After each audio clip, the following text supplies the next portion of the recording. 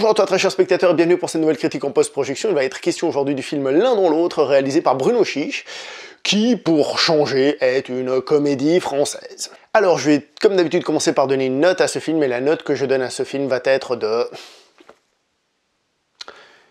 6 sur 10, parce que c'est pas un film original du tout, mais je pense que dans le genre c'est ce à quoi on pouvait s'attendre de mieux. Donc le film du jour c'est quoi? C'est ce qu'on appelle un buddy switch. Buddy switch c'est quand l'esprit d'une personne se retrouve dans le corps de l'autre et vice-versa. Je suis sûr que vous avez déjà vu plein de films de ce genre-là. Des échanges entre une mère, une fille, entre un père, un fils, entre un copain, un autre, etc. Vous en avez déjà vu plein.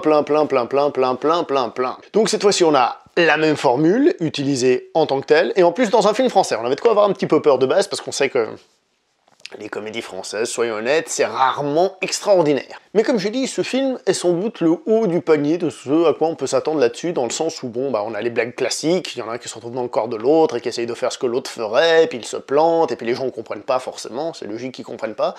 Et puis bon, on a ces blagues de situation qui sont assez classiques, mais bon, qui passent correctement. Le film est assez drôle à des moments, d'ailleurs, j'ai rigolé. Très honnêtement, je pensais pas que j'allais spécialement rigoler, je me suis dit bon, ça va être un petit film, peut-être des petits sourires de temps en temps, mais il a réussi à me faire rigoler avec une histoire aussi classique. Le principe du body switch, c'est évidemment que l'un commence à comprendre l'autre et vice-versa. Ici, l'inversion est donc entre un amant et une amante. Elle est là un peu l'originalité de ce film. Et par conséquent, on a aussi un homme qui se retrouve dans le corps d'une femme et vice-versa. Et c'est pour ça que le film essaye d'une certaine manière de nous faire comprendre ce qu'un homme ne comprend pas chez une femme et vice-versa. Et par conséquent, mettre en avant les différences hommes-femmes, d'où le livre en intro. Et de ce point de vue-là, le film s'en sort plutôt bien dans le sens où c'est absolument pas lourd. C'est pas un film qui va nous faire la morale pendant 3 heures et on va s'ennuyer. Le film passe tout seul, donc là c'est bien. Par contre, c'est pas un souci d'interprétation, mais le personnage féminin, j'ai envie de dire, celui qui interprète Louise Bourgoin, donc celui de Pierre, une fois l'échange opéré, je le trouve moins intéressant, parce que du coup on a quoi? On a une femme qui est masculine, on a un garçon manqué, et je sais pas vous, mais moi en tout cas j'en connais plusieurs des comme ça, des filles qui parlent d'elles en parlant de mecs, et qui parlent des fois au masculin. Donc du coup, une femme qui boit de la bière, qui fume, tout ça, je trouve ça beaucoup moins surprenant, simplement. C'est plus classique. Un petit mot sur les acteurs, justement, pour dire que Stéphane de Groot, lui, est excellent. Il est excellent parce qu'il fait bien le truc, mais sans en faire trop, sans en devenir dans l'excès.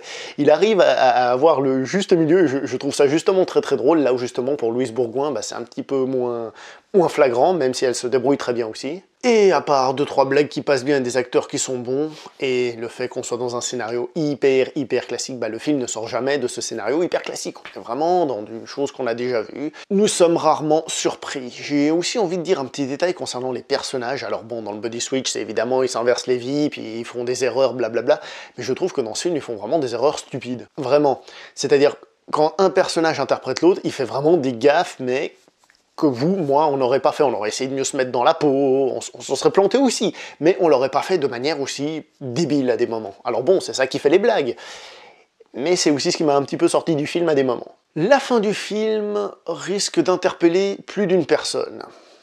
Je vais pas vous la raconter, mais je la trouve un peu surprenante pour le coup, d'une certaine manière, mais en même temps pas très intéressante et peut-être même dérangeante pour certaines personnes. Je n'en dis pas plus, c'est sans doute la seule chose qui m'a surpris du film, alors voilà. Donc en gros, qu'est-ce qu'on a pour résumer? Il n'y a pas grand-chose à dire de plus que ce que j'ai dit là, c'est-à-dire une comédie très classique, qui fera rire de temps en temps, qui essaye d'expliquer certaines choses, différences hommes-femmes, sans trop en faire, et du coup, ça marque pas spécialement les esprits. Je dirais que c'est une bonne petite comédie qui m'a surpris, donc est-ce que je vous conseille d'aller le voir au cinéma? Non, franchement pas, mais à voir à l'occasion, quand elle se présentera. Voilà, c'est tout pour cette critique en post-projection, j'espère que ça vous a plu. Dites-moi si vous avez vu le film, ce que vous en avez pensé, parce que je sais qu'il y en a qui ont beaucoup aimé et d'autres qui ont détesté, comme d'habitude. Alors donnez-moi votre avis à vous. Pour le reste, on se voit pour une prochaine critique en post-projection. Jusque-là, portez-vous bien, brossez-vous les dents, n'oubliez pas de vous laver les mains après être allé aux toilettes, aimez votre papa, aimez votre maman, et sur ce, ciao!